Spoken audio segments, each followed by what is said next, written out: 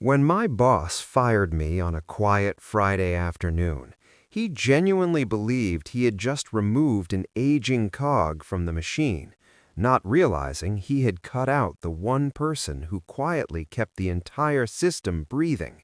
Because in corporate America, the most dangerous assumption leadership can make is that the calm woman who doesn't self-promote is somehow expendable. I had given Westbridge Solutions 17 years of my life, rising through the company not by office politics, but by solving problems no one else wanted to touch, learning how every department actually functioned beyond the neat flowcharts executives loved to present, and becoming the person people called when things broke after hours and reputations were on the line. When Brian Kessler arrived as the new division head, everything changed. He talked endlessly about lean operations and modern leadership, praised youthful energy over institutional knowledge, and treated experience like resistance instead of value. And when profits dipped slightly due to market conditions beyond anyone's control, he decided someone had to pay for it. That someone was me.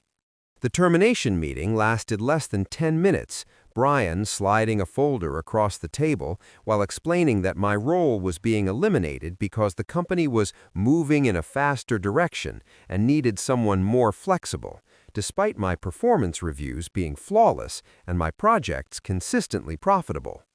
I didn't argue, didn't cry, didn't raise my voice, because I had learned long ago that silence unsettles insecure leaders far more than confrontation ever could, and Brian mistook my composure for surrender.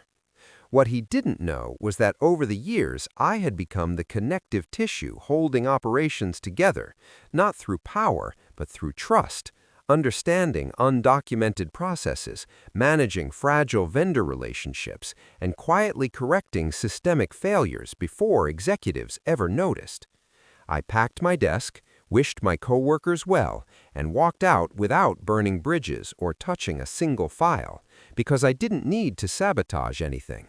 The system would unravel on its own, without the invisible labor I had been providing for years. Monday arrived quickly, and with it came the first signs of trouble.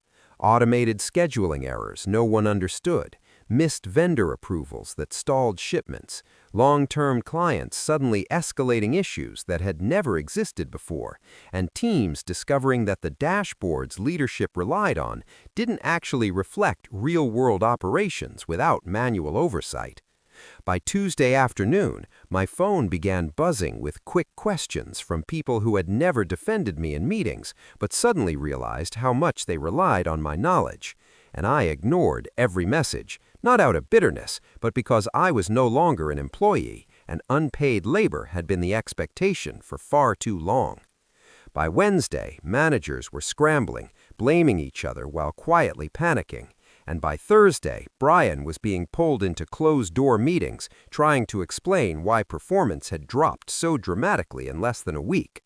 HR reached out on Friday, carefully asking if I would be willing to assist temporarily during the transition, and that was the moment I understood the power shift had already happened. I agreed to meet under one condition. This would be a short-term consulting contract. My rate would reflect the value I had been providing for years, my scope would be clearly defined, and I would not report to Brian. They accepted immediately. Walking back into the building as an external consultant was surreal, watching executives who once overlooked me now take notes while I spoke, seeing managers defer to me openly, and watching Brian struggle to maintain authority as it became clear he didn't fully understand the operation he had been tasked with running. Clients requested me by name on calls, vendors insisted on dealing with me directly, and internal teams bypassed leadership entirely to get answers, not out of malice, but because efficiency suddenly mattered more than ego. Over the next several weeks, internal reviews revealed that Brian had cut so-called redundancies without understanding their function, directly contributing to operational failures that could no longer be blamed on market conditions. The young manager he had promoted to replace me was overwhelmed and exhausted, not because she lacked ability, but because she had been set up to fail without mentorship or support, another casualty of leadership insecurity. Eventually, the board stepped in and commissioned an external audit, and Brian's departure came quietly, framed as a mutual decision, the same way my dismissal had been dressed up as strategy. When Westbridge offered me a permanent executive role to stabilize operations long-term, I declined, because revenge had never been my goal. Autonomy was.